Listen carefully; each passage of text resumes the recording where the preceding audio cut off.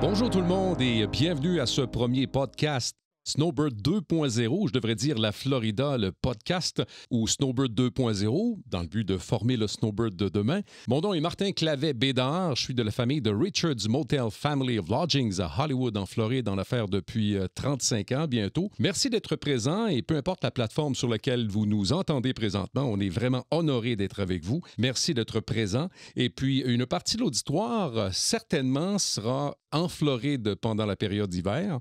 Alors, principalement du côté sud-est de l'État de la Floride, c'est-à-dire les comtés de Miami-Dade et de Broward, où sont environ 63 % des 800 000 Québécois, Québécoises qui viennent passer un petit bout de l'hiver. Et puis, c'est ça, l'autre moitié sera sans doute au Québec, à rêver de devenir peut-être un jour un snowbird ou de venir passer quelques semaines, quelques mois par année. Il y a des gens qui ne comprennent pas pourquoi les Québécois s'en viennent ici. On va essayer de vous l'expliquer au mieux que possible avec les gens qu'on aura au cours de ce podcast. Et puis, c'est ça, la plupart des gens, ce qu'ils souhaitent faire, c'est fuir la neige et le froid le plus longtemps possible, au moindre coût possible. Et on sera là dans ce podcast-là pour vous expliquer comment faire au mieux que possible. Personnellement, je ne suis pas un résident de l'État de la Floride. Je suis tout simplement business avec Richard's Family of Lodgings. Alors, je suis un snowbird, comme vous, mais par contre, j'ai pensé inviter ou avoir comme co-animateurs des gens qui vont nous accompagner et qui sont ici résidents à l'année, qui ont une perception complètement différente, qui peuvent nous dire comment est la perception justement des Américains sur les Québécois que nous sommes quand on vient passer un petit bout de l'hiver. On a pensé également à faire affaire avec des gens qui connaissent l'audio principalement. Alors, François Forget, mon bon ami François, qui est de Caméléon Productions, est avec nous comme partenaire dans l'histoire. J'écoutais un podcaster, j'écoutais quelqu'un qui m'inspirait sur l'histoire de la Floride alors que le podcast n'est même pas sur la Floride. Et c'est un gars de Charlesbourg, de la banlieue nord de Québec, où mon frère Richard Clavet de Richard's Motel et moi sommes. Le gars a travaillé comme producteur de films IMAX pendant plusieurs années de sa vie. Auparavant, il était coureur motocross et il a produit également des émissions RDS sur le sport motorisé. Alors, je vous présente sans plus tarder mon ami Carl Sanson. Bonjour, Carl. Salut, Martin. J'ai des belles expériences à partager avec les gens avec le podcast. Puis pourquoi que, justement, la Floride, c'est le Sunshine State, c'est extraordinaire. Absolument. Je veux dire, moi, c'est un choix pour nous autres depuis une vingtaine d'années. Et je me le cacherai pas. Je suis un gars qui est chanceux. J'ai fait le tour du monde quand même. Et je reviens toujours, je dis toujours chez nous, c'est le Sunshine State, c'est extraordinaire. C'est ça. Il y a beaucoup à offrir, beaucoup de choses à jaser, beaucoup d'habitudes que des Québécois doivent... On va jaser ensemble, là, on va avoir du fun. On va avoir du fun ensemble, on va découvrir des choses ensemble. La Floride et les États-Unis est un endroit qui a eu beaucoup d'évolution, mais à la vitesse grand V, surtout depuis les 10 dernières années. Je ne reconnais presque plus le sud de la Floride et même la Floride en général depuis les 10 dernières années. Et tu vois ça sur l'aspect immobilier ou l'aspect touristique? C'est que le sud de la Floride a tellement boomé avec des immigrants de partout à travers le monde que c'est rendu la destination chouchou des Européens, des Sud-Américains, donc l'Amérique du Sud, et de plusieurs de l'État de la Floride. On ne rentrera pas en politique, mais c'est un État républicain. C'est un État qui n'a pas de taxes, il n'y a pas d'impôts dans l'État de la Floride. C'est fédéral. C'est juste la taxe fédérale. Et ça a un gros attrait. Là. Ça a un gros attrait. Puis, ça ne le cachera pas, là, je veux dire, je vais coter quelqu'un que je regarde beaucoup avec beaucoup d'admiration. Mm-hmm. Moi, je suis un amateur de UFC. OK. Et Dana White disait justement dans un podcast que la ville de Miami est rendue... Tu sais, avant, on disait tout le temps, je rêve d'aller à Los Angeles, la Californie, Los Angeles. Mais il dit, Los Angeles, c'est plus rien là, à comparer de Miami. OK. On est mieux hébergé, on mange mieux, et les gens sont hyper accueillants. Eux autres, en tant que promoteurs, puis ils reviennent encore le 9 mars prochain, juste à l'Arena que le Miami Heat joue, à côté de Bayside. Il y a un gros gala de la UFC qui est déjà sold out en passant. Ah ouais. Et tout le sud de la Floride, là, ça a tellement bougé. Il y a tellement... La vie est tellement cosmopolitaine. Il y a tellement de belles hôtels, de bons restaurants. Tout a changé. Puis eux autres, c'est des gros événements. Là. C'est des événements qui rapportent par événement des box-office de 12, 13, 14, 15 millions par événement. OK. Et ça en dit beaucoup, ça.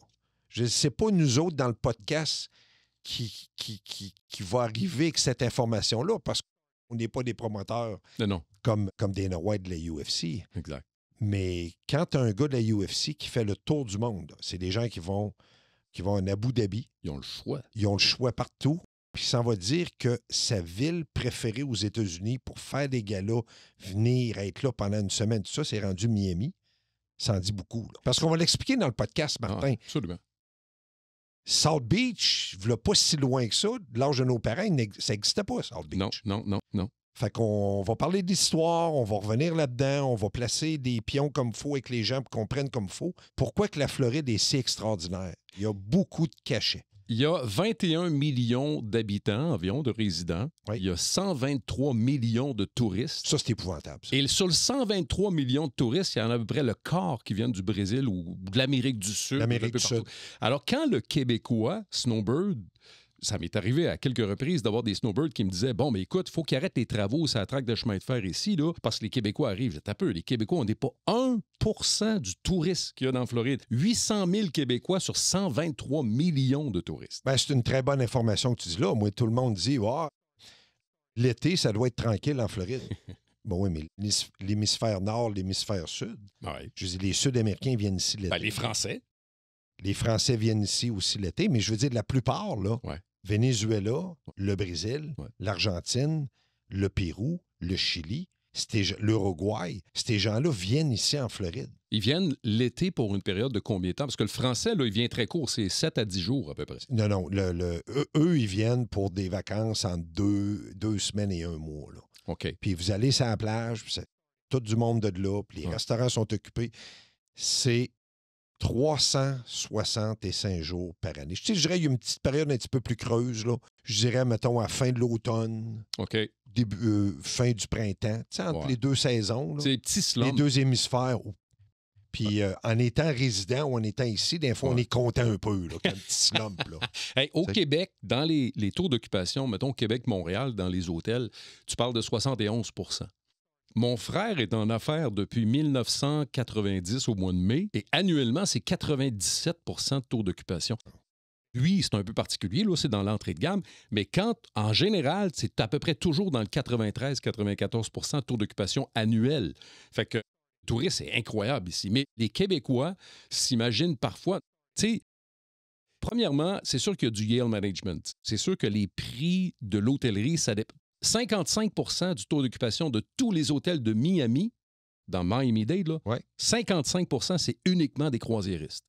Ça donne une idée, puis je pense que tu connais ça, toi. Bien, je connais ça un peu parce que j'ai habité pendant 17 ans à Fort Lauderdale, qui est près du port Everglades. Il y a le port de Miami, mais un des plus gros ports, c'est le port Everglades à Fort Lauderdale. Plus que Miami? Oui. Ah oui, ça, je ne savais pas, par exemple. Plus de départ là, oui.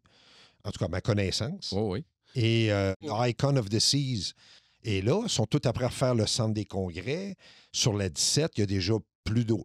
Le centre des congrès qui est après à faire à Fort Lauderdale, c'est extraordinaire. Puis c'était déjà gros, là. Les salons, tout ça, c'était super bien fait. Ils ont tout mis ça à terre. Comme un peu l'expansion qu'il y a eu, là, 7-8 ans de l'aéroport de Fort Lauderdale. Oui. Ils ont fait un runway. La US One, oui. Par-dessus la US One. Il ne faut pas oublier que cette expansion-là, Martin, ça a pris juste 2 ans. Ben, c'est effrayant. On voyait le camion de sable se promener. 2 ans.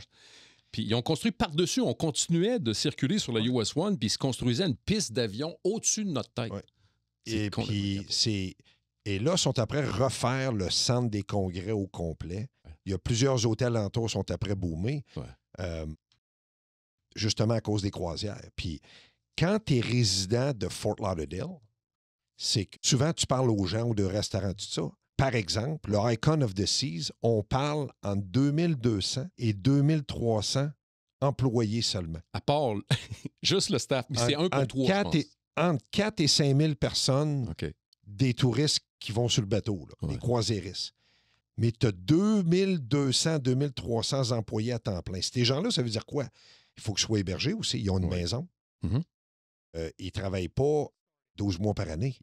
Ils prennent des breaks, eux autres aussi. Il faut qu'ils soient en vacances une fois de temps en temps. Mais les bateaux sont ici pendant genre 6-7 mois, puis la plupart des bateaux s'en vont en Europe par la suite. Exact. Ça se promène, mais il y a d'autres croisières qui arrivent ici. Il y a d'autres choses qui arrivent. Oh oui. Écoute, c'est un autre monde. Là. Mais tu as quoi, 13, 14, 15 bateaux la fin de semaine, à peu près, qui partent? Dans les grosses périodes, là, c'est spectaculaire. Nous autres, on avait un de nos voisins qui faisait le contrôle de qualité sur les fruits et légumes qui rentraient à ces bateaux. OK. J'ai dit, faites ça comment, monsieur? Il dit, on vérifie pratiquement caisse par caisse. Puis il dit, le fournisseur, là, ils le savent. Là. Ouais. Eux autres l'ont déjà vérifié, mais des fois, ils essaient de nous en passer des petites vitres. Là. OK. Puis des fois, je regarde ma montre, puis je dis ça, je le prends pas. Puis tu as 1h30 de m'en ramener d'autres caisses. Là. Ah oui, parce que le bateau est arrivé, puis il repart dans quelques heures. Eux autres, ils vident le samedi. Ouais. Le samedi matin, OK. Puis ils repartent le dimanche, là, le dimanche après-midi. C'est complètement... Donc, ça leur donne à peu près un 18 heures pour vider le bateau, nettoyer le bateau. Ouais. Pas oublier que beaucoup de virus se promènent ces bateaux. Là. Absolument. Okay? Absolument. Nettoyer les bateaux, puis souvent, changement de garde. Il y a beaucoup d'employés qui changent in and out, puis revitailler les bateaux parce que est belle l'assiette dans les 12, 13, 14 restaurants qu'il y a dans le bateau. Mais il y a pensez-y au contrôle de qualité. Moi, c'est pas compliqué. C'est épouvantable, le volume. Moi, je suis sur le cul à toutes les fois quand je vois ça. La logistique qu'il y a en arrière de ça. Si vous voulez, faites le pont de la 17, faites marcher le pont de la 17, puis vous faites regarder un petit peu plus bas, là. Et vous voyez tout ça loadé, déloadé d'un bateau. Regarde, c'est écœurant. C'est de la logistique et je t'écoutais dans un autre podcast expliquer tout ça. Pour que monsieur, madame, tout le monde s'imagine ce que c'est. Là. Imaginez que moi, les chiffres que j'avais, c'était avant la COVID, avant 2019-2020. Ouais.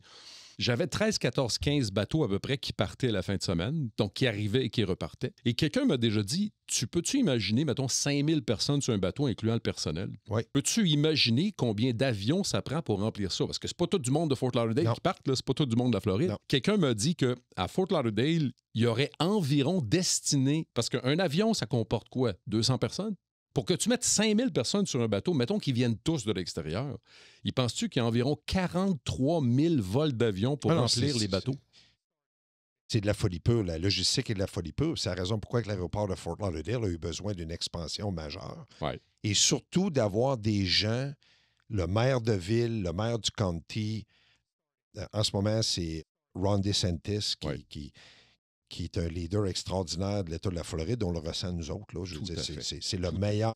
Ouais. C'est le meilleur gouverneur que l'État de la Floride a jamais eu. Meilleur que Rick Scott? Oh, de loin? Oui. C'est le meilleur que l'État de la Floride a eu en ce moment. Tout le monde est unanime là-dessus. Que tu sois démocrate, républicain, on ne fera pas de politique ici. Tout le monde est unanime que Ron DeSantis est extraordinaire. Il faut savoir la vie de Ron DeSantis. Ça, je ne la connais pas. Ron DeSantis, c'est un Marine. OK. 2, c'était l'avocat du Team 6, les Navy SEALs. Okay. Donc, quand ils vont faire une mission Osama Ben Laden, ces affaires-là, pour dire ça aux Québécois, là, c'est les Navy SEALs sont arrivés là en hélicoptère qui ont atterri dans la cour de Osama Ben Laden. Bien, il y a un plan stratégique, des papiers légaux qui se préparent. Okay. Mais c'est la job de Ron DeSantis. Ben, voyons donc. Il est jeune, ce gars-là? Ben oui, mais il vient pas de n'importe... Il faut connaître le background de ce gars-là avant de juger toutes les décisions qu'il a. Donc, lui, quand est arrivée l'histoire de la COVID... On va ouvrir la porte puis on va la refermer après. Oh oui. C'est que lui, il a vu ça comme étant une situation de guerre. Lui, c'est ça sa spécialité. C'est d'arriver, d'évaluer une situation, comment réagir et faire une stratégie pour en sortir au bout de la ligne. Donc, il n'y a pas de coup de tête de donner là-dessus. Il a engagé un virologue, je pense qu'on appelle, un spécialiste là-dedans. Ils sont arrivés et dit, écoute, toi, tu étudies à Harvard, tu es un top. Donc, toi, tu es le virologue de l'État de la Floride. Maintenant, donne-moi un plan de match, parce que moi, je ne connais pas ça. Puis, il ne connaît pas ça, Ron DeSantis, pas médecin. Là. Comment faire pour sortir de ça? Mais là, lui, il a expliqué c'était quoi un virus, comment ça voyageait, qu'est-ce qui allait se passer. Que le virus arrivait de la Chine ou n'importe où dans le monde, de Wuhan, le laboratoire, qui arrive de n'importe où. Voici comment protéger, voici comment faire, voici comment le système immunitaire va faire, voici comment protéger les gens plus âgés, voici comment ils vont en mourir, tu n'as rien à faire là-dessus, voici comment le guérir, tout ça. Il a fait tout un plan de match. Puis au bout de la ligne, c'est lui qui a gagné. Les gens ont beau critiquer puis d'avoir des partis pris. La vie marche avec des maths puis des statistiques. Carrément. Donc, d'après les statistiques de Ron DeSantis, il et lui, avec le pays de la Suède, sont les deux qui ont le mieux performé partout à travers le monde. Mais je veux pas faire de politique. Mais c'est parce qu'on est un podcast de la Floride. Absolument, absolument. Pour démontrer, j'ai parlé précédemment, comment la Floride a changé beaucoup dans les 10 dernières années. Ouais. La Floride se donne une cure de rajeunissement à vitesse grand V. Il y a des grues encore partout. C'est épouvantable. Les gens qui viennent, les snowbirds qui sont nos parents, les deux, Oh oui. on va se dire qu'on a 50 ans tous les deux, OK? Bon, on a des parents qui nous ont initiés ici avant, mais ces parents-là, quand ils arrivaient à Sunny Isle, exemple, Ouais. ou à Dania, puis le Hawaiian Isle, les hôtels, puis toutes ces affaires-là, à cette heure, c'est toutes des grandes tours. Tout à fait. Tout est rénové, tout ça, mais ça monte tout le long de la côte. Ah oui. Et tous les petits hôtels sur le bord de la plage se sont tous fait acheter. Ça a Absolument. fait quoi? Des plus beaux restaurants à l'autre bord de la rue. Je veux dire... Mais ce phénomène-là s'en va sur la US 1. Là. Il part de la A1A sur le bord de la mer. Il s'en va sur la US 1. Les petits hôtels, les petites places se font acheter au profit de tours. Il y a 30 projets de plus de 30 étages actuellement en construction sur Hallandale Beach Boulevard. Bon, où est-ce qu'on enregistre ici, là, à Hollywood? Hollywood. Il y en a ici, là. Ah, Dans le Circle, il y en a ici. Il y a des Attends, grues. le Young Circle, là, il n'y avait pas de bâtisse en hauteur. Oh, non. Juste avant 2007, il y a un édifice qui s'est construit de 15 étages. Ensuite, 2 de 25, dont celui qui est le Publix, là où il y a le Publix. Oui. Et présentement, il y a 810 unités en préparation de construction sur 2 tours de 34 étages dans l'ancien Publix, qui était le Publix le plus rentable des États-Unis au pied carré. C'est une des raisons pourquoi on fait un podcast, la Floride. Ouais. On va essayer, je pense, toi et moi, d'éduquer les gens au Québec le mieux possible. Donner des... Moi, j'habite ici à temps plein. Ça fait 20 ans que je suis ici, Martin. Puis, je viens... Avant mon 20 ans ici, j'ai commencé à venir ici avec mes parents quand j'étais un condo. J'espère que papa t'écoute pas, mais... 1976. Donc, j'ai vu la Floride. J'ai vu... pas South Beach. Ouais. South Beach n'existait pas. Ouais. C'était des maisons délabrées où ce que des sans-abri habitaient. Donc, j'ai vu la construction de South Beach. J'ai vu la rénovation de Washington Street, qui a un paquet de restaurants puis tout, en ce moment. Si vous voulez manger le mieux, c'est Washington puis la Lincoln qui ont rénové au complet. C'est ça. Les touristes qui viennent dans le sud de la Floride, qui connaissent un peu les snowbirds, vous connaissez tous Ocean Drive, Washington puis la Lincoln. Les magasins sont tous dans ce coin-là. Mais moi, j'ai connu qu'il n'y avait rien. Là. Hein? C'était placardé, il n'y avait rien. 76, dans ce bout-là. Après ça, même.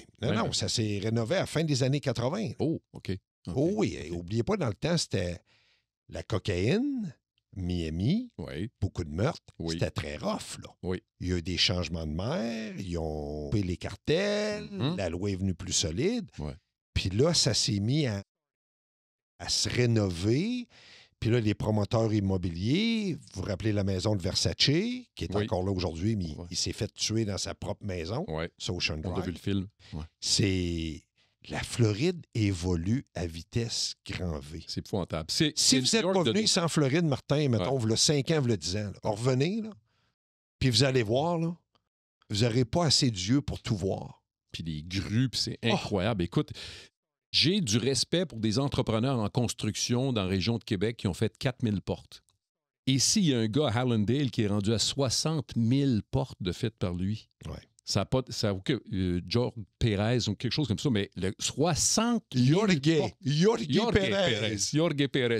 En 2021, c'est probablement dans le milieu hôtelier en Floride la meilleure année, donc l'année d'après COVID, parce que les 336 millions ou quelque chose d'américains étaient restés intra-États-Unis. Donc, si tu es intra-États-Unis puis tu as un hiver dans le nord comme n'importe qui, tu t'en viens dans le sud, donc l'Arizona, mais surtout beaucoup la Floride. Alors, 2021 a été une année, d'après moi, qui ne sera jamais égalée en termes de tours, en termes de revenus des hôtels. Oui, mais d'autant plus, c'est que la réalité est la suivante.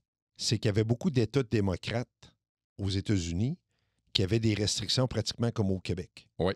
Bien, la Californie, pour le moment. Beaucoup d'États démocrates. Je peux en nommer l'État de New York. Oui.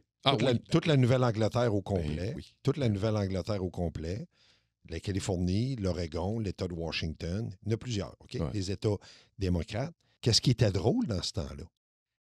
C'est que ceux qui avaient le plus de restrictions prenaient l'avion puis venaient en Floride. Parce qu'il y avait moins de restrictions. C'est là que je m'en viens avec Ron DeSantis. C'est que DeSantis a pointé du doigt les New-Yorkais qui prenaient un vol d'avion pour s'en venir sur la côte ouest de la Floride pour prendre un vaccin puis reprendre l'avion après. Et on ne veut pas donner des vaccins aux gens qui ne sont pas en Floride. Résidents. Mais, il a dit, les snowbirds sont le bienvenu. Les snowbirds canadiens, québécois sont les bienvenus. Sais-tu pourquoi? Parce qu'eux autres, ils restent 3 semaines jusqu'à 2 mois. Si tu restes 3 semaines à 2 mois, tu risques d'infecter d'autres Américains. Malgré ça, Ron DeSantis a donné tout le matériel médical disponible pour guérir tout le monde. Ouais. Tout le monde qui voulait avoir le vaccin, que tu venais de n'importe où. Absolument. Même si tu avais un permis du Québec, tu avais le droit d'aller sur le site du gouvernement, t'inscrire à avoir ton vaccin tout à fait gratuitement. Moi, mes parents, ils ont fait ça. Okay. Quand la COVID est arrivée, mes parents sont arrivés dans le temps des fêtes. Ça commençait là, au début. Mon père de Québec, je vais vous donner un exemple. Mettons, son vol était... Le premier vol était genre au mois de décembre. Puis là, c'était vraiment, là, novembre-décembre, c'est vraiment le premier bout de COVID. Mon père, de mémoire, c'était au mois de décembre ou au mois de janvier, il est arrivé et l'endroit où il vaccinait, c'était au Swap Shop sur Sunrise. OK. Donc, le méga marché aux puces que les Québécois connaissent. C'est installé surtout dans les anciens cinéparcs puis des places où est-ce que c'est gros volume. Et le problème, je vais te laisser continuer avec ça, mais le problème qu'on avait souvent, c'est que ça se faisait à l'extérieur, puis il y avait des tentes installées pour les infirmières qui vaccinaient. Oui. OK, puis le char arrivait comme un drive-thru, là. Oui. Le char arrivait, baisse les 4 fenêtres, les 4 fenêtres sont 4, puis ils reçoivent 4 vaccins en même temps. C'est quand il se mettait à pleuvoir, Carl, les infirmières retournaient sous les abris, donc ça jamais à 95. C'était incroyable. OK, j'ai pas connu ça, moi, parce que mon père, lui, je vais vous donner un exemple. Mes parents sont atterris. Tu as atterri à l'aéroport de Fort Lauderdale, exemple, à midi. Ouais. Le vol de Air Transat de Québec. Ouais. OK, on s'entend, là, c'est un vol régulier. Exact. Mettons, il est arrivé à 11 h. À midi et quart, il était vacciné. Mon père, il est arrivé. 20 minutes, une demi-heure après, ils ont leur valise. Ils ont été chercher leur auto de location. On s'entend que Sunrise, ça, de là, c'est à peu près 15 minutes. Mon père, il est arrivé là. Et il dit, ça m'a pris 15 minutes pour avoir mon vaccin. Je suis parti là, puis je suis descendu à mon condo à Sonny Isle. Mon père, il revenait tout simplement pas. Puis mon père ne connaissait pas Ron DeSantis. Il a entendu parler un peu. Bien, il était nouveau. DeSantis, ça faisait pas longtemps qu'il était là après exactement Rick Scott. Ça. Mais il dit, je te le dis, Carl, là, il dit, j'ai jamais vu quelque chose de bien organisé puis d'être efficace comme ça. On s'entend, là. C'était le chaos. Là. C'est une situation de crise. Ouais. Personne ne savait quoi faire. Ouais. Mais c'est parce qu'on parle de ça. Mais c'est parce que qu'est-ce que je vais en venir avec les gens? Puis la raison qu'on fait le podcast, la Florida, puis pourquoi vous partez ça? Puis je pense qu'on va en faire un par semaine. Oui, absolument. On va en faire un par semaine. Absolument. On va essayer de partager notre know-how, notre knowledge de l'État de la Floride, puis que ça soit plus facile que les Québécois qui viennent ici. Ouais. C'est pas tout le monde qui est à l'aise avec l'Internet, c'est pas tout le monde qui est à l'aise à poser des questions. C'est pas talent. Il y a des gens, à un moment donné, on va donner notre Twitter X, notre compte. Oui. Les gens vont pouvoir nous suivre. Oui. Les gens vont pouvoir me poser des questions personnelles. Tout à fait. Parce qu'on va en faire on va ouvrir un compte. On va ouvrir un compte X puis un compte Facebook au nom du podcast, qu'on va les diffuser. On va mettre... François va s'occuper de ça, notre podcast au complet sur Facebook pour nous suivre. Puis être capable, nous autres, on va avoir notre account. Tout le monde va pouvoir nous écrire. Exact. L'État de la Floride, comme les États-Unis, c'est une terre d'opportunités. Et moi, qu'est-ce que j'aime? Souvent, qu'est-ce que je dis aux Québécois? C'est un secret, je vais te dire, Martin. Vas-y. Puis mon père, qui est rendu passé 80 ans, mais qui est très en forme, mon père et ma mère, c'est une terre d'opportunités, mais c'est une terre, c'est beaucoup plus facile de vivre en Floride ou de venir en Floride où ce que les gens sont habitués. Que ce soit le Québec, que ce soit ailleurs. Ouais. C'est que la vie est plus facile ici. Oui. C'est plus relax. Il y a moins de lois. Il y a moins de règlements. Mon père, il me dit souvent, il dit, même aujourd'hui, il dit, l'État de la Floride, la facilité d'être ici, d'y vivre, de manger ou de faire quoi que ce soit. Là, on s'entend, on est en 2024. Mon père, il dit, ça me fait penser au Québec, il dit, dans les années 70, dans les années 80. Et mon Dieu, ça a changé.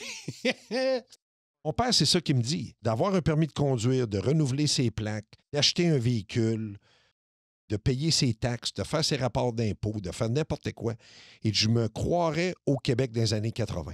Avant d'aller en ligne, on s'est rencontrés pour une première fois, toi et moi, avec François Forget. Puis on a discuté notamment de la taxe. Ici, un char que tu payes X, tu as juste une taxe de 7 genre 6 ou 7 Ça dépend du county que t'es. Ouais. Il y a des endroits, c'est 6, 6,5, 7. Oui, mais c'est juste Mais c'est ça, pas plus. là. C'est tout. Si je te parle d'une taxe sur un véhicule de 15,56 quelque chose comme ça, puis d'une taxe de luxe après un X montant. Après 100 000. Attends, nous au Québec, là, je veux pas aller dans le luxe, là, mais nous au Québec, là, on calcule, mettons, sur 20 000, ça en coûte 23, sur 40, ça coûte 46, et ainsi de suite. Mais ici, quand ils achètent un char, semble-t-il qu'ils calculent jamais le prix de la taxe dans leur tête. Jamais. Quand ils magasinent. C'est comme instinctif. C'est comme il y a une barre, je sais pas si c'est 10, 12, 14 mais en haut de ça, tu le calcules, puis en bas de ça, tu en tiens pas compte. Oui, évidemment, il faut que tu le payes. Mais 7 c'est complètement ridicule. Remarque que dans les hôtels, c'est pas pareil. Les hôtels, c'est 13 les taxes, en tout et partout, parce qu'il y a la taxe pour l'ancien BB&T Center des Panthers de la Floride. Il y a toutes sortes de petites taxes à gauche et à droite. Mais en dehors de ça, c'est 6-7 Donc, tu n'en tiens presque pas compte. Non. Quand tu veux magasiner des choses, tu as des trucs que j'aimerais qu'on discute ensemble ou qu'on ait des invités un jour puis qu'on en discute. Mais la réalité, comment c'est acheter que... une maison, comment acheter un automobile, comment acheter un bateau, quoi aller voir, tout ça, j'ai aucun problème avec ça. Je suis très à l'aise avec ça. Exact. Puis tu as des dates d'événements, tu as des dates de trade show, tu as des moments spécifiques où les gens peuvent venir. Puis comment on peut éviter les trappes à touristes? Comment on peut éviter ces places-là? Puis je parle pas nécessairement de restaurants, je parle pas nécessairement de secteur en particulier, mais c'est tous des éléments que j'aimerais qu'on discute.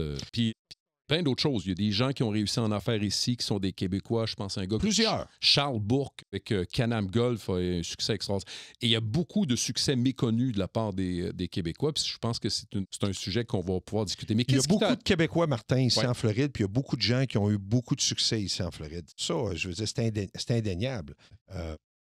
En tout cas, des gens qui vont vouloir, hey, comment on fait pour aller en Floride, comment on fait ça? On va donner une coupe de trucs. Mais à un moment donné, ça vient avec le vouloir. Le pouvoir, c'est avec le vouloir dans la vie. Absolument. Si tu veux vraiment le faire, ben, tu as juste à le faire. Si tu t'en tiens aux règlements, aux lois, tu ne feras jamais le premier pas qui va t'amener éventuellement à être en affaires ici ou quoi que ce soit. C'est drôle parce que quand je parle avec des gens qui ont fait le move, là, au bout de la ligne, oui, par rapport quand tu es bien padé au Québec, tout ça, il faut que tu fasses un petit sacrifice pour faire un petit pas par en arrière pour faire 3 grands pas par en avant. Exact. Le problème souvent de bien des Québécois qui veulent venir s'installer ici, c'est qu'ils ne veulent pas faire le petit pas par en arrière.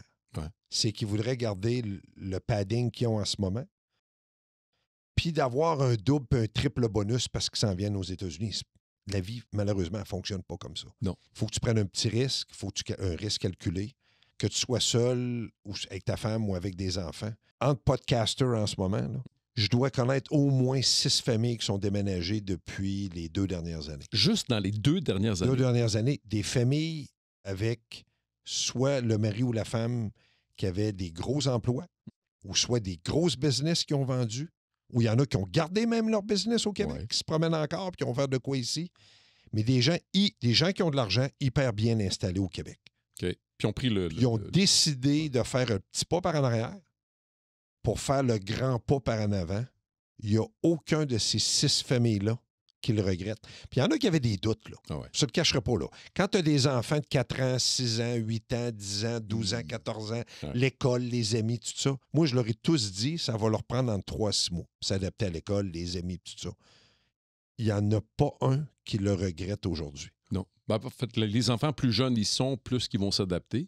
Oui. Puis quand tu as 12, 13, 14 ans, tu perds tes amis du Québec, tu t'en viens ici, tout ça, eux autres, ça leur a pris 6 mois. Les plus jeunes, ça leur a pris 2 mois. Puis je sais que tu fais un podcast ailleurs. Je t'écoute. D'ailleurs, c'est parce que je t'ai écouté sur le chemin de Québec à Fort Lauderdale l'automne de l'année passée que je t'ai découvert, mais je savais même pas que tu étais en Floride. Et je savais même... C'est à un moment donné, tu as commencé à parler dans ce podcast-là de la Floride. Et c'est là que j'ai dit, crime, c'est ce gars-là que ça me prend. Mais écoute bien. Parce qu'on a beaucoup de gens, même dans avec l'autre personne avec qui que je travaille régulièrement, c'est qu'on a beaucoup de gens qui nous posent cette question-là. Ils sont curieux. Tu sais, comment tu fais pour vivre en Floride? Comment tu fais pour vivre avec les Américains? Comment tu fais pour vivre avec l'anglais? Comment tu trouves ça? Ben... fait que je réponds. Des fois, je vais prendre une petite rage personnelle. OK, je vais vous le dire, là. Une fois pour toutes, là.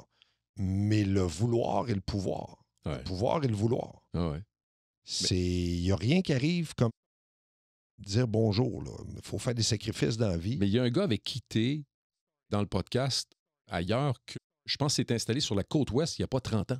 Oui. Comment tu fais le move avant 30 ans, alors que tu as une femme et des enfants, je pense, ou en tout cas... Il n'y a pas d'enfant. Il y a une femme, puis il décide, lui, en bas de 30 ans, de prendre le risque de venir travailler. Lui, c'est encore plus facile. OK. Oui, il y a moins d'engagement déjà social là-bas. Exact. Il y a moins d'engagement social. Il a décidé, lui, de prendre un break de sa job au Québec de 6 mois. OK. Il a décidé de se louer une maison, puis il a décidé de l'essayer. OK, il n'a pas acheté la maison, il a loué la maison. C'est le conseil que je donne toujours aux gens. Ah, OK. OK. Venez pas ici et achetez-vous pas une maison tout de suite la première année. Louez-vous une maison la première année. Parce que si Carl décide que lui, c'était son rêve, puis sa femme a dit oui, moi aussi, c'est mon rêve. Mais ça ne veut pas dire que c'est son vrai rêve. Non. Quand même qu'elle te le dira verbalement, ça ne veut pas dire que physiquement, elle va agir comme, puis elle va être capable d'avoir un niveau d'adaptation comme toi. Moi, je dis toujours aux gens, louer une maison en première année, regardez si tout le monde s'adapte bien. Si tout le monde s'adapte bien et sont heureux d'être là, bien, soit vous renouvelez votre location de deuxième année ou soit vous commettez. Puis, d'autant plus, est-ce que la place où j'ai loué ou que je voulais louer puis le secteur, est-ce que j'aime bien le secteur?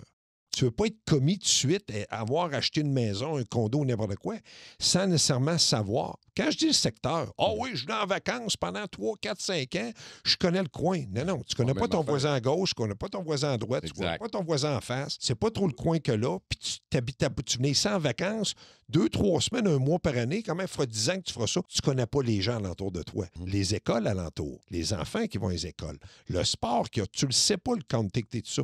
Louez-vous une maison. Testez-le personnellement et venez voir comment, vous adaptez tout ça et voir comment les autres s'adaptent alentour de vous avant de vous vraiment... Le monde, il y en a qui vont me dire le côté, le 10 négatif. Oui, mais je loue de la maison, je perds mon argent. Non. C'est peut-être la plus belle assurance que tu n'achèteras pas de ta vie. Ouais. Ça veut dire que tu te commets pour un an avec un budget, tu le laissais, puis après ça, tu le sais si tu as pris la bonne décision ou pas. Puis si advenant le cas, c'est pas la bonne décision, bien, pas pires amis, tu reprends tes affaires et tu retournes au Québec. Puis des courtiers immobiliers ici même qui parlent français, qui sont même québécois, il y en a quoi? 10, 12, 15? On va en rencontrer pendant le podcast, ça, il n'y a pas de problème. Je vais aller plus loin que ça, Martin, ils vont nous courir après. Si le monde nous écoute et sont là, ils vont nous courir après. Puis on a des Québécois qui sont hyper qualifiés. Absolument. Je veux dire, on a des résidents québécois. C'est pas compliqué, là. L'État de la Floride, c'est multi-ethnique. Ouais. C'est multiculturel. Ouais. T'es russe, il y a des médecins russes. Ouais. Il y a des épiceries, des pharmacies. Il y a de tout. Brésil, Argentine, Chili, Pérou, Colombie, Pablo Escobar. Oui. Moi, j'aime l'histoire de Pablo. Moi aussi. Il y en a beaucoup. Il y a du monde du Canada, partout au Canada, partout au Québec. Je veux dire, s'adapter à avoir des gens, des comptables qui parlent français, des Québécois, des avocats, des avocats d'immigration, dans l'entertainment, il y en a dans tout, dans tous les domaines. C'est pour ça que je dis tout le temps aux gens, venez ici 1 an, venez vous adapter, regardez comment ça va, pour faire et prendre une décision plus aguerrie. Prendre une meilleure décision, pas être pris après ça, avec le choix qu'ils ont fait à distance. Les gens pensent que tu peux louer une maison puis payer tant par mois pour la maison.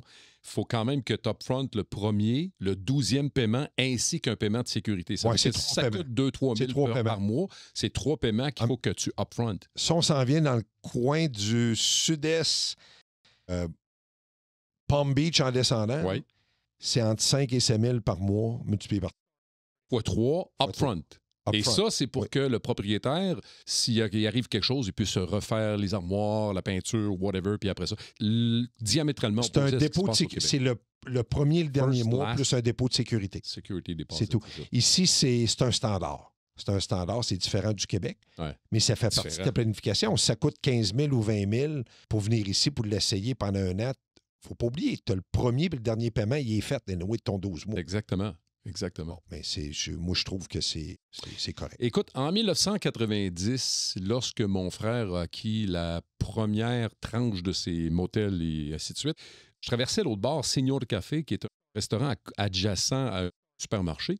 Et puis, tu parlais anglais, puis les gens te regardaient de travers, puis c'était juste de l'espagnol. Il y a 33 ans, 32 ans.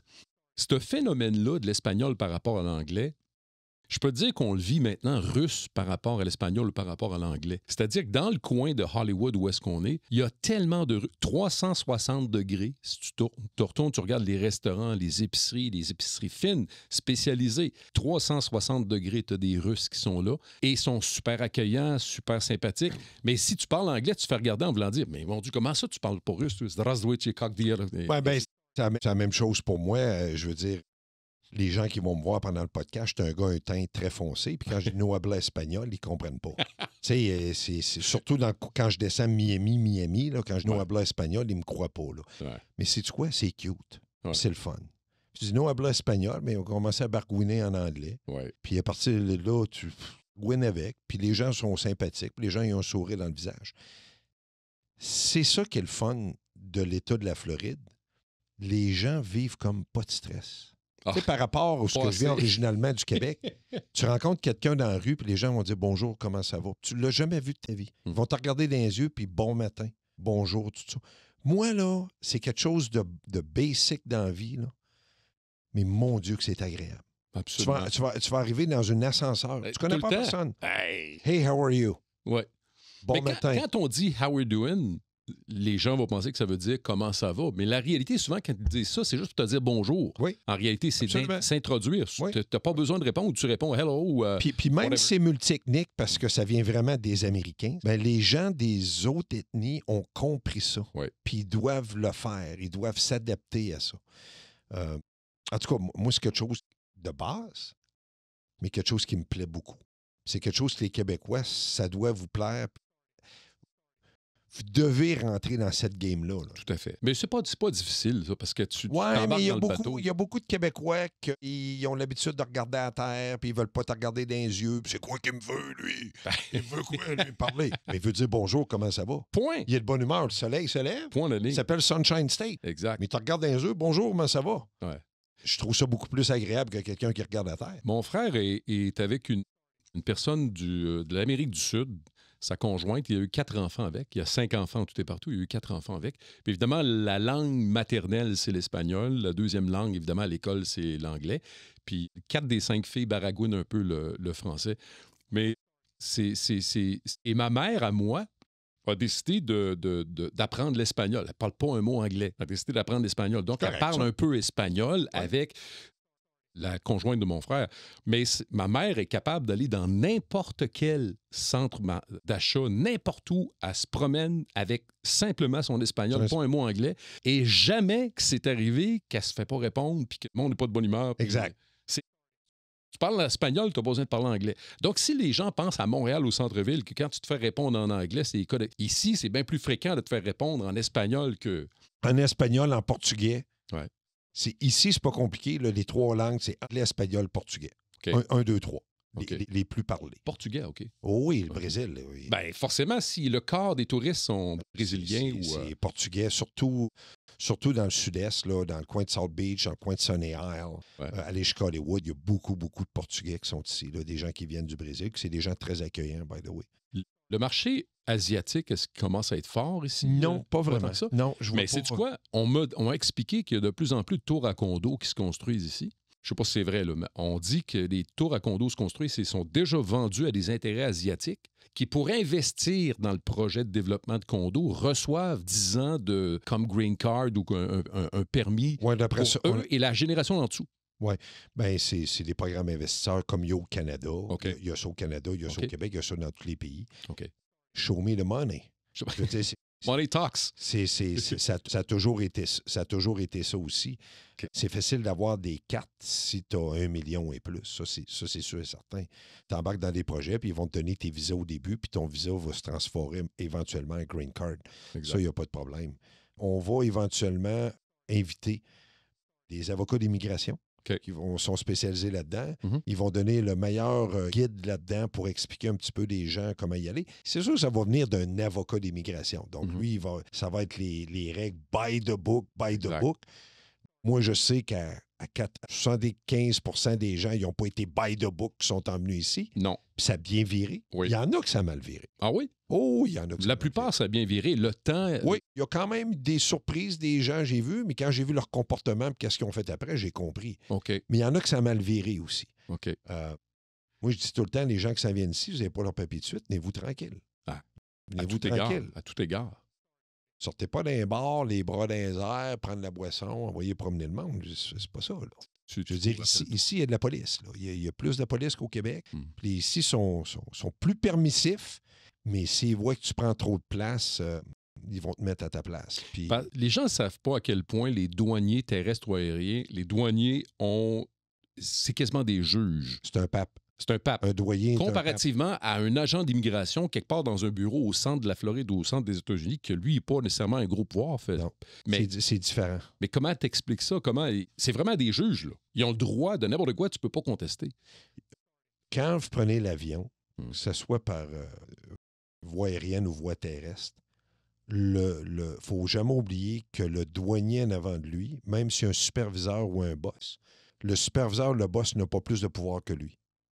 Son boss n'a pas plus de pouvoir que lui. Aïe. Si le douanier décide de vous revirer de bord, même si son boss n'est pas d'accord, puis lui, il va regarder son boss puis il va dire « J'ai décidé, il n'y a rien à faire ». Ça n'argumente pas entre eux autres, ils le savent, à l'interne. Donc, ils ont le droit de te revirer de bord si tu t'es mal comporté, tu n'as pas les bons papiers ou tu n'as pas fait les bonnes choses. Ça, je dis tout le temps aux gens, faites attention. J'ai une histoire justement là-dessus. C'est drôle que tu m'embarques là-dessus. Vas-y, mon ami. ami. Le premier podcast, mais je vais vous donner un exemple. Si vous avez un billet d'infraction ici, que ce soit un parking, juste un parking, stationnement, vitesse, et vous ne le payez pas. Il y a des façons de contester, des façons de payer. On va rentrer traffic ticket, je vais en parler plus tard de ça. C'est le fun. L'histoire de traffic ticket est extraordinaire ici. OK? Mais que vous ayez un billet d'infraction, vous ne le payez pas, même un billet de parking ou stationnement. Si votre billet est rentré dans le système, même si c'est un billet d'infraction de parking de 25$, puis le douanier le voit à Montréal ou à Toronto ou n'importe quoi, qui est un douanier américain, puis il voit dans le système, il a le droit de vous revirer de bord. Et moi, j'ai personnellement un couple d'amis. L'aventure y est arrivée, c'était un billet d'infraction 1993 qui était pris, pas dans l'État de la Floride ailleurs, il était fiché. Puis pourtant, ça faisait 25 ans, 30 ans qu'il venait ici en Floride. Puis à un moment donné, il y a un douanier qui a vu ça, puis il y a un douanier qui a décidé que lui, il le bloquait. Puis il le bloquait pour 5 ans. De rentrer ici. Des gens qui ont un condo ici, là, bloqué pour 5 ans. Là, il a fallu qu'il prenne un avocat. Ça lui a pris genre 1 an et demi. Ça lui a coûté 10, 15, 20 000 pour tout débattre ça, pour revirer ça, pour être capable de rentrer. Là, cette personne-là a réussi à rentrer, mais même le douanier qui a pris ses papiers, qui a fait ça, garde toujours tes papiers avec toi parce que moi-même, je t'ai fiché, je t'ai rentré. Il est blacklisté à vie. Ça veut dire qu'un autre douanier, que même s'il a les papiers, qui n'est pas de bonne humeur, qui décide de leur virer de bord, il peut leur virer de bord. Fait que je viens de le dire au début, quand vous êtes ici, vous n'êtes pas au Québec, faites attention, puis soyez polis avec la police.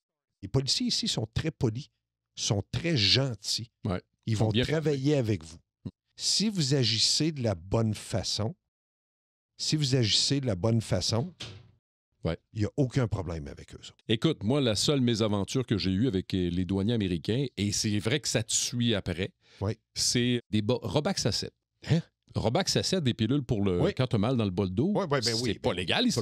C'est pas en vente libre. OK. Donc, moi, Donc, c'est une prescription. Moi, c'était pas une prescription au Canada. Je comprends, mais ici, aux États-Unis, c'est une prescription. Alors, tu n'as pas le droit d'en avoir. Donc, ils m'ont enlevé ça. J'avais trop. Il en restait 3. Ils m'ont enlevé ça. Mais ce qui est à noter, c'est qu'à toutes les... Et Dieu sait que je voyage beaucoup. Là. Toutes les fois, on me demande si j'ai des Robax à 7.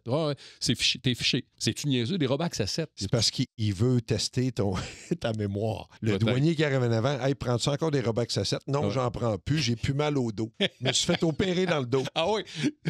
Non, mais c'est ça. Alors, les douaniers... Mon frère, son aventure, mon frère Richard Clavet est parti en 1984 en vélo en Floride, pour s'en venir en Floride. À l'époque, les vélos étaient hyper pesants. Non, un instant, là. Oui. Un vélo CCM, genre? Oui, 10 vitesses. Vrai 10 vitesses? Oui. Avec les sacoches en arrière. Avec le petit banc qui est dur pour le péteux. Exact. Puis il a décidé, je m'en vais en Floride en vélo. C'est ça son J'ai histoire. un autre chum de Charlebourg, moi, qui l'a fait. Lequel? Ça. C'est peut-être en même temps que mon frère, parce qu'il était deux. Non, c'est plus tard. C'est pas lui. Mais le deuxième avec ton frère, il a-tu toffé? Non, le deuxième est lâché à Trois-Rivières. Il a lâché à Trois-Rivières. Parti de Québec. Mais toi, t'es de Québec, hein? Moi, Oui. je suis de Québec. On est les deux de Charlebourg. Moi, Oui. je suis né à Limoilou avec Richard, tout ça. Mais on a grandi essentiellement à Charlebourg. En passant, on a eu à peu près les mêmes professeurs et j'y reviendrai.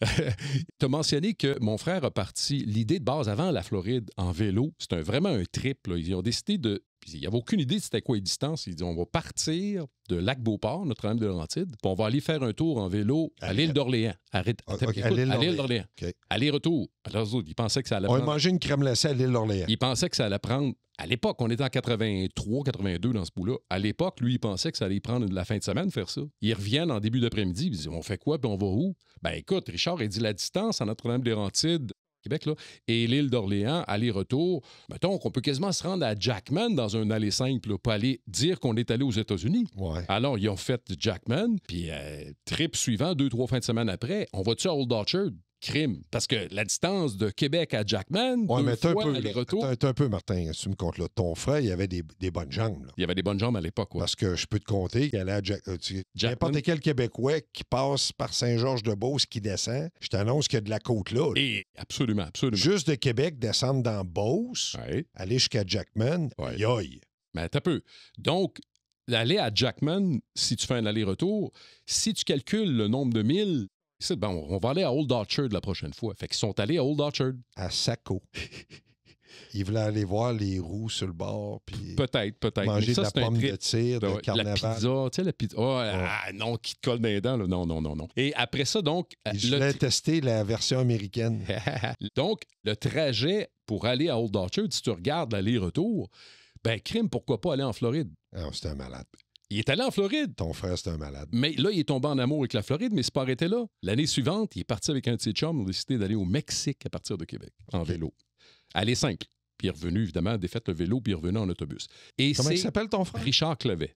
Il est vivant encore. Il est encore vivant et il dit, il y a 5 filles, là. Il dit, je m'en vais en minivan faire le trajet que j'ai fait en vélo, puis j'ai mal dans le dos. Fait que, écoute, c'est un trip, mais c'est là qu'il est tombé en amour avec la Floride à l'époque. Mais lui, avant ce premier voyage à Old Orchard... C'est l'État qui a eu la plus belle température en descendant. Puis lui, la première fois qu'il a pris un vélo pour s'en aller en... Puis il y avait moins de côtes. Oui, bien, les côtes toutes, les serpents, tout ce que tu peux imaginer, les dodos. Quand il pleut, tu fais quoi?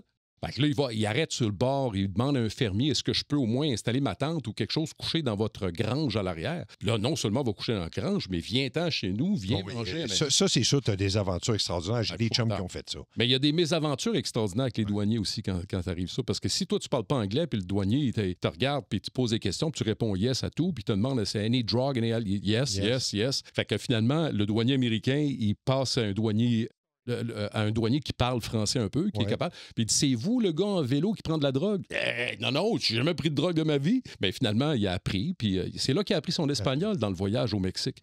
Également. Mais des belles aventures qui t'amènent évidemment à tomber en amour avec la Floride.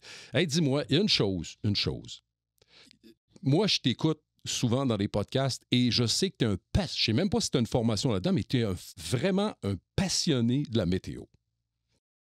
Est-ce qu'on va pouvoir discuter à propos du phénomène de météo qui nous a amené du mauvais temps cet automne exceptionnellement après le 15 octobre? Ben oui, ça me fait plaisir. Je ne suis pas un météorologue ou quoi que ce soit. Je suis un gars qui suit la météo par passion un peu. Mais oui, je peux expliquer un peu l'aspect météo parce que la Floride ici, en tout cas, moi de mon vécu, là, depuis la fin octobre, ça a été la plus mauvaise météo qu'on a rencontrée jusqu'à là. Mais faut faire attention. C'est parce que c'est le Sunshine State. C'est parce que la moyenne d'ensoleillement en Floride. Oui. Là, cotez-moi pas les gens là-dessus. Là, je vous donne une moyenne. C'est pratiquement 345, 350 jours sur 365. Absolument. OK? Qu'on va voir le soleil dans la journée. Je ne dis pas que c'est soleil, mur à mur, puis le ciel bleu. Là. Ça, c'est 300 jours, by the way. OK. À peu près. Ouais. Mais qu'on voit le soleil d'une journée. Mais depuis cet automne, c'est la période qu'on a moins vu le soleil, voire on a eu des semaines complètes nuageuses, pratiquement pas de soleil, puis très venteuses.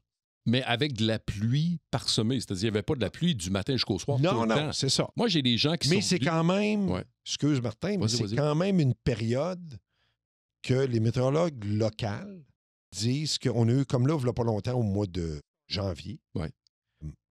on a eu de la pluie comme si c'était le mois de août et septembre. 3 jours consécutifs, genre. C'est du jamais vu, ça. Ouais. Ben, je pense qu'on peut en parler tout de suite parce que là, on est vraiment dedans. C'est vraiment l'aspect El Niño. OK. Normalement, quand El Niño frappe, vous savez, vous avez tous entendu parler de ça, El Niña, El Niño. Ouais. Le El Niño, normalement, est plus au nord. Il passe plus, ça va avec le jet stream, puis il passe plus dans la région, je dirais, juste au sud de la ville de Washington. OK. En haut. Quand le El Niño passe plus en haut. Donc, la mauvaise température, c'est plus chaud l'hiver, mais très pluvieux. Beaucoup de pluie, beaucoup de précipitations. Si vous allez dans les montagnes, il y a beaucoup de neige. Ouais. Mais la pluie reste quand même en haut. Donc, va rester de la Georgie, Atlanta, un petit peu en sud d'Atlanta, puis en montant. OK. Mais là, le jet stream est plus bas. Le jet stream a frappé souvent la région en hauteur du top de la Floride, qui est Jacksonville. Ouais. Gainesville, Jacksonville. La hauteur de la 10, pratiquement, de l'autoroute que je vous dirais, qui s'en va jusqu'à Santa Monica, en Californie. Oui. Et avec ça, bien, El Niño, je veux dire, le jet stream en étant bas comme ça, donc les nuages ont descendu, je vous dirais, un 700-800 000 plus bas que la moyenne. OK. Donc, c'est la raison pourquoi que ça a été beaucoup plus nuageux. OK. Normalement, quand El Niño arrivait, là, ça restait plus haut, puis l'État de la Floride restait belle pareil, puis il y avait beaucoup de soleil, puis tout ça. Mais là, le phénomène qu'il y a eu, puis là, ça n'a aucun rapport avec les changements climatiques. Là. Ça n'a aucun rapport C'est avec pas là les que je changements. voulais aller non plus. là. Non, je veux juste avertir les gens. Là. Ouais. Je suis loin d'être un spécialiste, mais n'importe qui, le météorologue le dit, ça n'a pas rapport avec un changement climatique. C'est tout simplement les vents, c'est une coupe de degrés, ça part du milieu du Pacifique, ça se transforme, ça vient, ça pousse. Je veux dire, c'est juste une coupe de degrés qui est un peu plus bas. C'est un phénomène qui peut arriver genre une fois aux 50 ans. Et là, on l'a vu, c'est ça de la météo. Janvier, une année sur 2, c'est beau. L'autre année, c'est beau et frais. À peu près C'est en l'hiver. janvier. Exact. Mais alors que février, mars, c'est l'été du Québec, en belle température, beau soleil puis chaud. Oui, mais on va quand même rencontrer des fois un 3 jours de plus froid. Là. Une vague de froid va durer 48 heures. Mais là. froid, pour toi, c'est quoi en Celsius? D'abord, mais est-ce que tu sais encore c'est quoi des Celsius? Oui, bien ça, c'est plus tough. Dis-moi en Fahrenheit, d'abord. Non, je suis capable. Je suis capable OK. en Celsius pareil, mais OK. je veux dire, quand c'est froid, ici, là, on a 2-3 vagues de froid par année, normalement, d'une saison normale. Ouais. On va se lever un matin, puis il va faire, mettons, 10-12 Ouais. Celsius.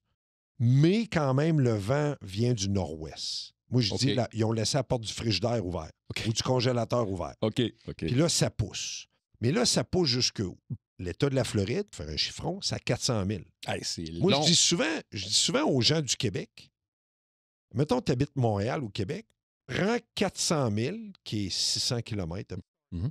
fais une ligne droite, monte vers le nord. OK. Alors, regarde la température entre Montréal et Québec et fais 600 km vers le nord. Ouais. Comment est-ce qu'il y a des changements? Mais l'État de la Floride, c'est ça. Est-ce que je me trompe ou si on part de l'extrémité des Keys puis on monte jusqu'à Jacksonville dépassé, on a à peu près 10-12 heures de route à faire? Tu sais, j'ai un 4 Non, heures. je dirais pas. Non, ouais, ben c'est ça. Je dirais de Homestead à.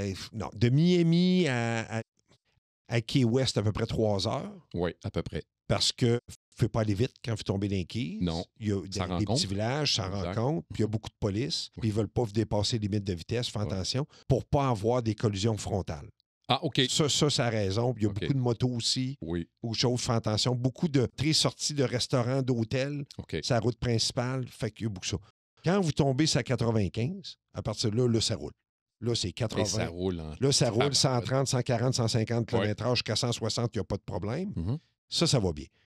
Donc, c'est un 3 heures de là. Puis de Miami à Jacksonville, c'est à peu près 6 heures. Ouais. Ben, et t'es dans le même état. T'es pas sorti de l'état. Non, là. non, t'es pas sorti. Puis, T'es pas sorti c'est de un l'État. état, on y reviendra plus tard, mais c'est un état longitudinal dans le sens où est-ce qu'il y a à peu près 150 km de largeur Ouais. dans le bas. Quand tu arrives en haut, tu t'en vas quasiment mettons, d'est en ouest, tu t'en vas quasiment dans le centre des États-Unis. J'exagère, mais c'est immensément grand. Moi, ce qui me fait 3 petits points, quand des médias du Québec disent, par exemple, qu'il y a eu de la neige en Floride cet hiver, mettons que les médias disent, on se comprend qu'il y a l'endroit par rapport à où les snowbirds sont, il y a peut-être un écart d'à peu près 5, 6, 7, 8 heures au nord ou nord-ouest. Alors, c'est être sensationnaliste de dire qu'il y a de la neige en Floride, mais en même temps, c'est pas tout à fait faux. C'est complètement au nord-ouest. Alors, Tallahassee ou des places encore plus... C'est parce que c'est assez simple, Martin. Au point de vue température, je pense qu'on va finir là-dessus, possiblement le premier podcast, tout ça. Mais pour finir sa température, moi j'appelle ça, c'est qu'il y a 3 couches de température dans l'État de la Floride. Donc, tu pars, on va regarder sa côte est. On part à la hauteur de Jacksonville. Oui. On va aller jusqu'à Orlando. Oui. Après ça, tu as Orlando jusqu'à peu près, je dirais, dans le coin de Vero Beach. Oui. Et après ça, tu as de Vero Beach, un petit peu en descendant, Jupiter, jusqu'à Miami. Ouais. Donc, c'est tout le temps 3 layers. Vraiment, là, vous pouvez diviser vraiment ça, là, un tiers. Et quand l'hiver arrive, puis vraiment, il appelle ça en anglais un Canadian Arctic Cold Air. Donc, la porte du frigidaire est ouverte en haut. Ouais. Territoire du nord-ouest, ça pousse. Les vents sont dominants et poussent nord-ouest. Normalement, ça ne dure pas plus que 48 heures. Okay. Parce qu'après ça, les vents dominants des Caraïbes poussent l'air chaud et tasse l'air fraîche. OK. Fait que ça dure normalement pas plus que 48 heures. Les résidents ici sont contents. Oui, tout à fait. Les petites madames mettent les casques de fourrure sur la tête ou des tucs. Ils se mettent des petites mitaines, ils rient. Nous autres, on rit parce qu'il fait 8, 10, 12 Celsius. Puis pendant le jour, ça monte à 15, 16. Oui. Mais ils ne sont pas habitués à ça parce que ici, 9 mois par année, mettons 8, 9 mois par année, vous levez le matin, il fait entre 25 et 28 Celsius. Et le jour, ça va être entre 32 et 38 Celsius. Oui, en période d'été. C'est-à-dire printemps, été, automne, ou à peu près. Oui.